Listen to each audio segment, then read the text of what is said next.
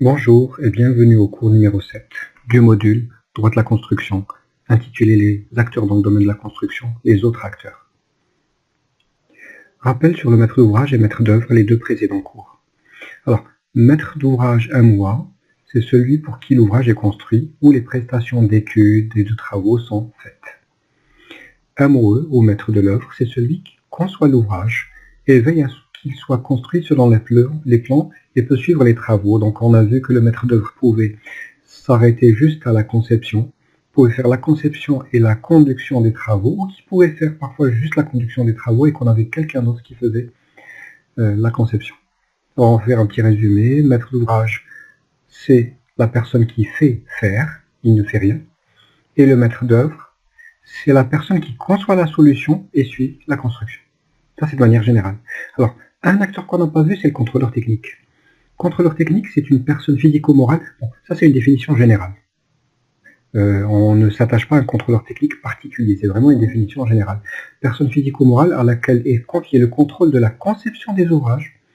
Il va vérifier quoi dans la conception? Il va vérifier que la stabilité des ouvrages au regard des dispositions et règles techniques de construction en vigueur est bien faite. Il ne va pas créer des règles techniques, il ne va pas créer des règles de construction, mais il va vérifier que la conception obéit à ces règles-là, ainsi que le contrôle pendant l'exécution des travaux de ces mêmes règles et des recommandations éventuellement émises par lui. Donc il va vérifier que la conception a été faite selon les règles de stabilité de l'ouvrage et que l'exécution ou la réalisation obéit à ces mêmes règles. Donc il va contrôler et le bureau d'études, donc le maître d'œuvre, et l'entreprise de réalisation. Que fait le contrôleur technique? Alors, il agit pour le compte du maître de l'ouvrage, agissant contractuellement pour le compte du maître de l'ouvrage ou le maître d'ouvrage délégué. Contrôle technique au titre de la mission de contrôle technique, pendant la conception et l'exécution, est responsable du contrôle qu'il fait. Il ne peut pas faire un contrôle sans en être responsable. S'il laisse passer des failles, il en est aussi responsable. D'ailleurs, il a un rôle important dans l'assurance relative à la garantie décennale. Quand on va faire l'assurance portant garantie décennale 10 ans après la fin de la construction du bâtiment, et ça démarre à partir de la réception définitive, le CTC a un rôle important. D'ailleurs, l'assurance demande le rapport du contrôleur technique. Pour l'instant, un seul contrôleur technique dans le bâtiment. Dans le domaine du bâtiment, nous avons un seul contrôleur technique en Algérie, c'est le CTC, contrôleur technique de la construction. Le rôle du contrôleur technique. Premièrement, prévenir les aléas techniques de la construction. Il a un rôle de prévention, éviter qu'il y ait des problèmes. Il intervient dès la conception de l'ouvrage. Donc dès que le bureau d'études commence à faire ses plans, il intervient pour dire oui, les plans posent un problème de stabilité ou pas. Et enfin, donne des avis au maître d'ouvrage sur la solidité, la sécurité des personnes, etc. L'entreprise de réalisation, qui est notre acteur. L'entreprise est la personne physico-morale chargée de l'exécution des prestations de travaux conformément aux dispositions contenues dans le contrat qu'il a signé avec le maître d'ouvrage, service contractant. Ça veut dire que l'entreprise de réalisation, celui qui réalise, est responsable de faire ce qu'on lui demande. S'il y a un souci de conception, eh ben, c'est pas de sa faute. Lui, il a obéi à ce que lui a dit le maître de l'œuvre pour réaliser son ouvrage. Il est principalement responsable de ce qu'il réalise, pas de la conception des ouvrages. L'entreprise peut s'engager au titre du contrat, donc l'entreprise réalise par un contrat, soit individuellement, c'est un cas assez fréquent, une entreprise s'engage vis-à-vis d'un maître d'ouvrage pour réaliser un ouvrage. En groupement, ça veut dire qu'on peut être 3 à 4 entreprises. Ça, c'est pour des projets en général complexes, où il y a beaucoup de nature d'ouvrages qui ne peuvent être maîtrisés par une seule entreprise. Prenons un exemple, les très gros projets du contrat. Une seule entreprise ne peut pas le faire, elle n'a pas la spécialité nécessaire.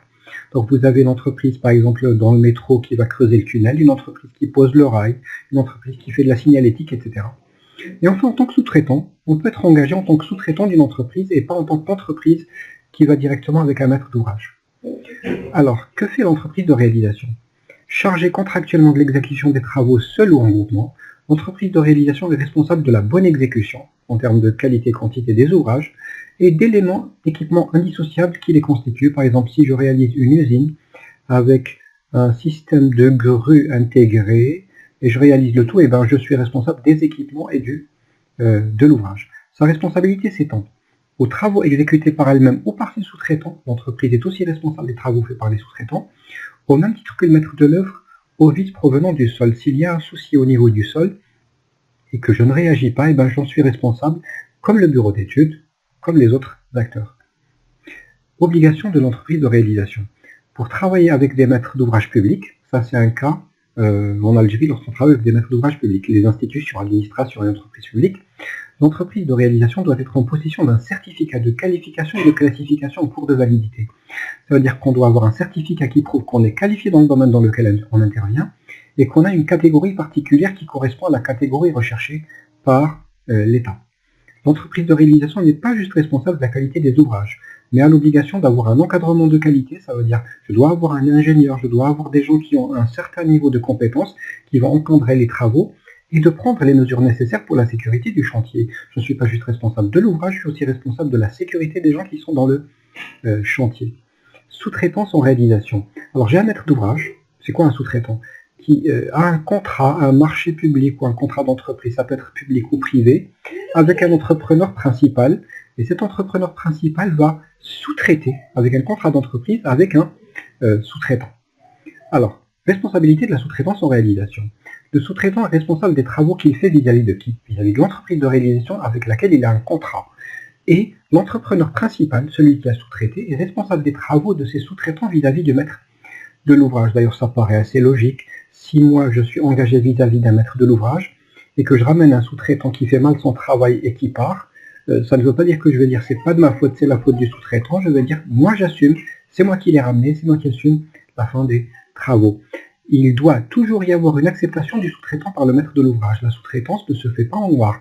Si je ramène quelqu'un qui travaille sur un chantier chez un maître d'ouvrage, il doit l'accepter ou pas.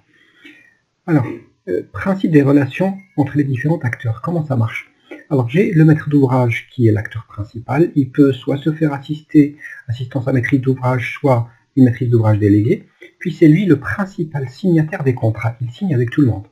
C'est-à-dire qu'il signe avec le maître d'œuvre, qu'il signe avec le contrôleur technique, qu'il signe avec les entrepreneurs, et éventuellement il peut signer avec un laboratoire de sol et autres. On peut avoir un organisme de topographie ou autre type d'organisme.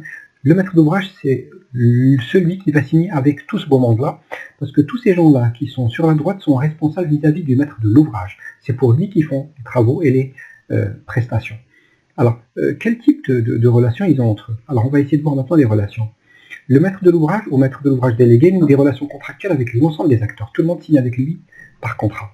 Le contrôle technique s'exerce de façon interactive avec les acteurs de la construction dès la conception jusqu'à la réception des ouvrages. C'est-à-dire que le contrôle technique travaille avec le bureau d'études, le maître d'œuvre, avec l'entreprise de réalisation, mais il n'a pas de contrat avec eux. Il a un contrat avec le maître d'ouvrage pour faire ce suivi.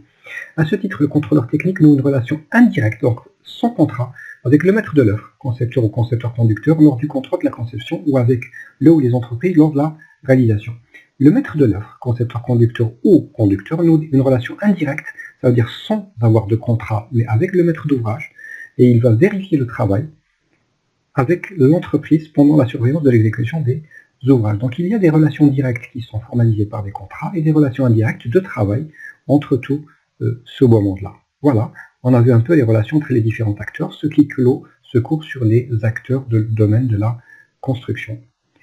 Merci pour votre attention et au prochain cours.